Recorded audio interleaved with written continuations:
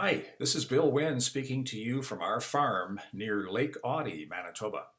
I'm the spokesperson for a group of rural landowners from the municipality of Harrison Park. We're about halfway through our group's 2021 Rural Public Safety Campaign to build public awareness and improve motorist safety on our municipality's rural roads. I'd like to thank those folks from all over Harrison Park that have signed our petition from the following areas: Newdale, Sandy Lake, Seach Lake, Rogers, Horrid, Crawford Park, and Onanol.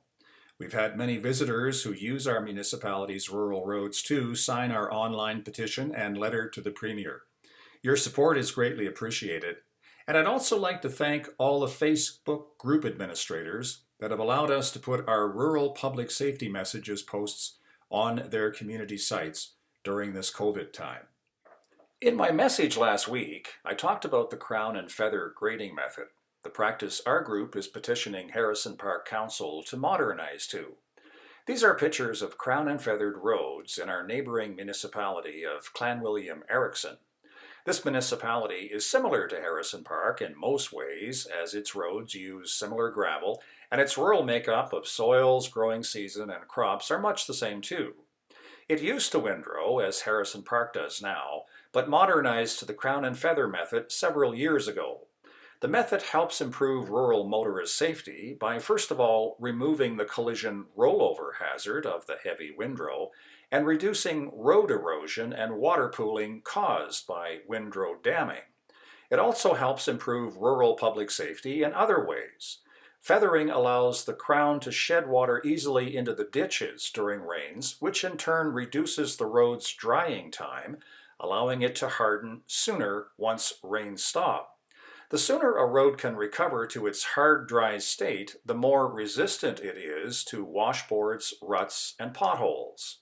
It also saves costs by reducing the time operators have to spend repairing the road damage windrows contribute to during and after heavy rains. Today, I want to talk about our letter to the Premier. We believe the Highways Department has poorly communicated public safety standards to operators. Our 2019 Manitoba Grading Survey revealed that 21% of municipal respondents still windrow, and there are no provincial public safety standards operators must adhere to. Some have developed their own height standards, but our municipality has not. We see 10, 12, and 14-inch windrows 2 to 6 feet out from the grass line routinely all over the municipality throughout the grading season. We've checked for public safety standards elsewhere. In Alberta, windrowing is not permitted anywhere in the province, and if one is left due to maintenance overnight, it must be posted with a motorist warning sign until feathered back into the road. We had to go to the United States to find windrow standards, but experts there recommend they be used very carefully and only in arid climates with little rainfall.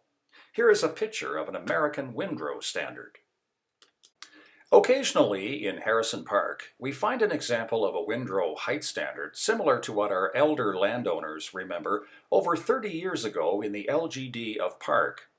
Our elders do not remember windrows being any more than a few inches high, if at all, but they were always right at the grass line.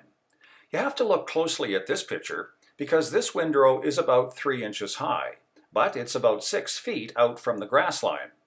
It's low enough, though, for a motorist to cross over safely to the shoulder at most speeds. Also, it's small enough to allow some rainwater to shed from the road crown into the ditch.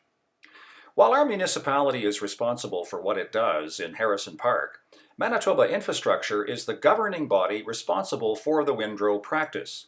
This is the reason why we're sending a letter to the Premier. We want him to ask his minister to review the practice with the aim of either retiring it or mandating public safety standards for the safety of all Manitobans. It's time for a rural public safety change in Harrison Park for everyone, and especially for the kids on our rural school buses. It's time to make our small rural communities in our municipality safer and more welcoming. Please help us by signing our petition and letter to the Premier, which you can find on the drop-down tab of this YouTube video, on our website, or on all our social media sites. Thank you for your time and support. And remember, folks, slow down and drive safe.